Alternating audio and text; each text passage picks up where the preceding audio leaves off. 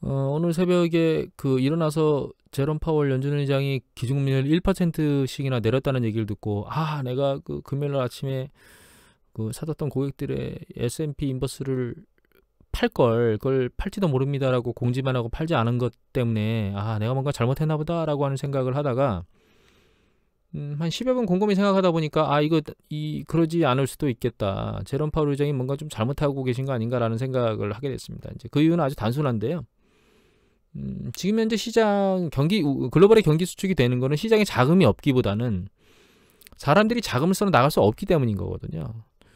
코로나 바이러스에 대한 전파라든가 감염 때문에 사람들을 나가지 못하도록 막는 것이 자금의 회전, 돈의 순환을 막는 거고, 그 돈의 순환이 막히면 경기가 수축 국면으로 진행되기 때문에 그 문제로 인해서 지금 어려움을 겪고 있는 거기 때문에, 결과적으로 기준금리를 인하한다고 해서 그것이 경제를 끌어올릴 것이다. 물론 부양할 수 있다라는 기대감은 줄 수 있지만, 그러기에는 코로나 바이러스가 어떻게 진행되느냐에 따라서 달려있는 거기 때문에, 지금 시점은 미국이 아직 정점을 지나지 않은 상태고 유럽도 아직 정점을 지나지 않은 상태에서 추가적으로 이미 0.5%나 내린 상황, 그 다음에 추가적으로 그 상황에서도 하락의 폭을 크게 폭락을 맞았는데도 불구하고 1%를 그것도 주말에 그 전날, 그러니까 그 전주 금요일 마지막에 트럼프 행정부에서 비상사태 선언을 하면서 급등을 시켜놓은 주식을 향후에 어떻게 진행되는지도 보지 않고 그렇게 1%를 갑자기 내렸다는 것에 대해서, 이거 실수한 거다, 패착을 놓은 게 아닌가.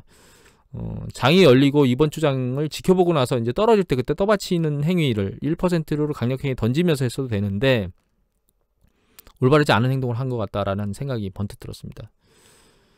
그래서 장 끝나고 나서 장 시작되고 나서 선물 쪽을 보니까 선물 쪽에서 반응들이 좀 안 좋은 반응들이 나오고 있고, 미국 같은 경우는 한 4% 중반대 하락했고, 이 독일 쪽의 선물 쪽도 안 좋은데 지금 상황은 좀 그나마 나아진 겁니다. 닥스 같은 경우는 이게 선물 시장이 10%까지 폭락했었거든요. 좀 내려왔네요. 좀 그나마 안정화되고 있는 것 같고, 독일. 아시아 시장 같은 경우가 현물을 보면 현물 시장이 아시아 시장이 좀 안 좋은 상태로 끝났습니다. 근데 장 초반 우리나라도 이제 플러스로 출발했다가 지금 현재 최종 종가는 마이너스 3% 이상 빠졌는데, 중국 차트를 보면 그나마 잘 버티던 중국도 오전 전까지 괜찮다가 후반부에 완전히 말아먹었습니다. 제가 우려하는 사항은 이런 겁니다. 제롬 파월 의장이 사실 굉장히 어려운 상황에서 이걸 넘겨받은 건 맞아요. 왜냐하면 주시장이 너무 많이 올랐어요. 많이. 미국 주시장은 거의 3.5배, 350%, 그러니까 4.5배 정도 올랐습니다. 글로벌 금리 이후에.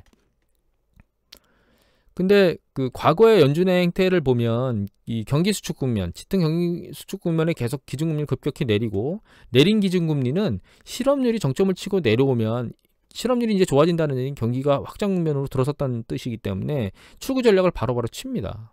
일정 수준 내려오게 되면 정점을 치고. 그런데 글로벌 금융위기 이후에 계속 정점을 치고 내려오는데도 불구하고 QE를 반복적으로 진행했고, 또 QE를 소진시키지도 않은 상태에서 금리를 안 올리다가 2015년도 12월 달에 제닛 옐런 의장이 금리를 한번 올렸는데, 주시장이 2015년도 하반기부터 2016년도 상반기까지 크게 출렁이면서 또 금리를 1년 동안 안 올렸죠. 그런 행위를 반복했습니다. 즉 버냉키 의장하고 제닛 옐런 의장이 반복해서 계속 주식 친화적인 기준금리 정책을 피면서 주식시장이 밀리면 연준이 발쳐줄 거야, 연준이 끄집어 올려줄 거야 라고 하는 행위를 계속 주식시장 끌어올려놨어요. 너무나 많이 오른 거죠 사실은. 이런 상황에서 기준금리가 얼마 올라오지도 않은, 과거에 보면 절반 올라왔거든요. 절반 올라온 상태에서 연준을 의장을 받은 제롬 파월 의장이 할 수 있는 여력이 지금 한계점에 있었을 수밖에 없습니다.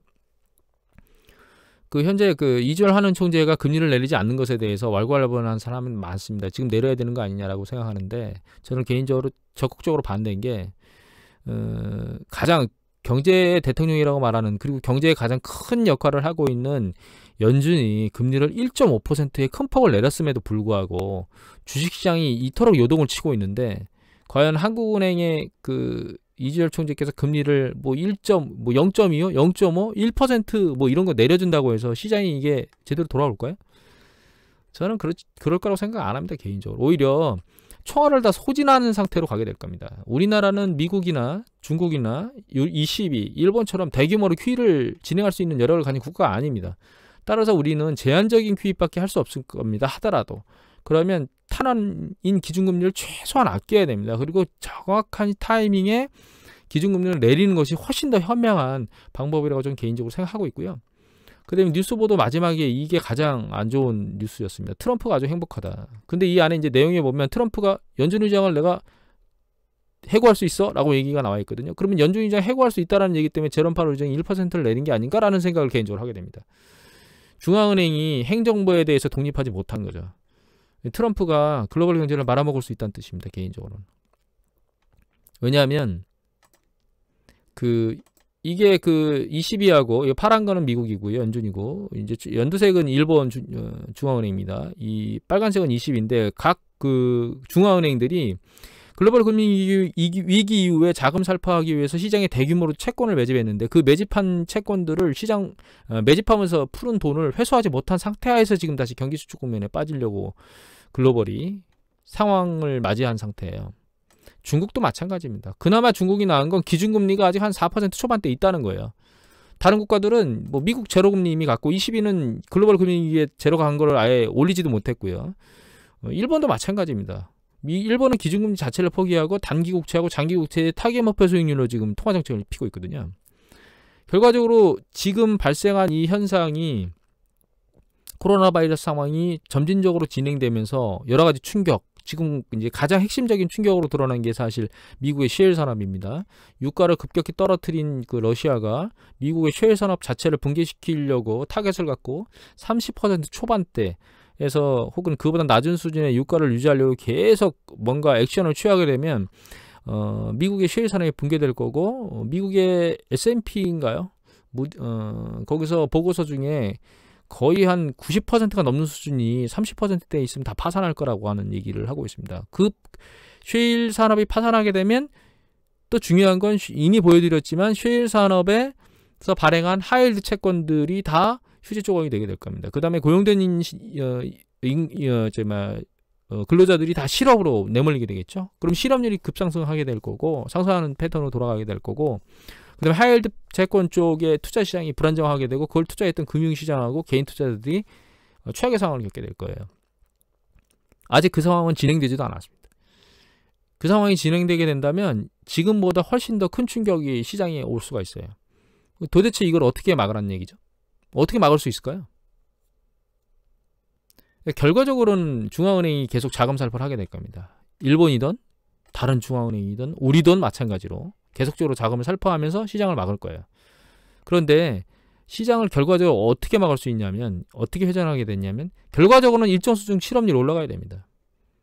일정 수준 실업이 소진되고 그 다음에 일정 수준 주식이 폭락해야 됩니다.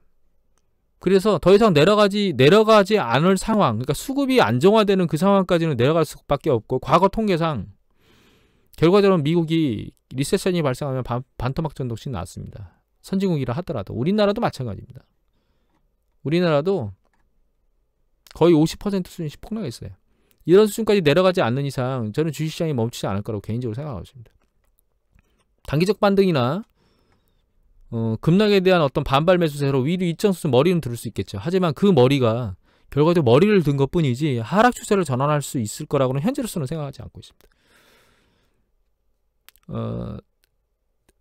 지금 계속 여러분들한테 반복적으로 말씀드리는 것 중에 여러분들이 명심하셔야 될 것은 현재 주식시장은 수익이라고 하는 관점에서 목표 타겟을 갖고 작업을 하시면 절대로 안 됩니다. 저가 매수라는 개념은 아예 잊어버리셔야 되고 굉장히 위험하기 때문에 전문적으로 이걸 모니터링하고 계속 들여다보지 않는 사람이라면 결과적으로는 손실률을 최소화하기 위해서 애를 쓰셔야 되고 위험자산일수록 반등했을 때 모두 다 처분을 해놓으시는 게 좋은 상황입니다. 예를 들면 우리나라 국내 같은 경우에 코스닥에 있는 기업들 같은 경우엔 사실 그 경기 수축 국면이 지나고 난 이후에 그 해당 기업 자체가 없어질 수도 있는 기업들이 존재할 겁니다. 그런 이제 위험한 투자들을 하고 만약에 있으시다면 모두 다 신중히 고려해서 뭔가 그 조치를 취하시는 게 좋지 않겠는가 그렇게 생각을 하고 있습니다. 이미 2차 폭락에서 대비하라고 동영상을 올렸지만 연준에서 기준금리를 1%나 내리면서 시장이 뭔가 바뀌는 거 아니야? 라고 하는 혹시나 기대감을 갖고 계신 분들한테 현재 상황이 이렇기 때문에 그 기대감으로 실제로 실현되기는 쉽지 않을 것이다 라고는 의도를 전달하기 위해서 이 동영상을 찍었습니다. 자, 이것으로 마치도록 하겠습니다. 감사합니다.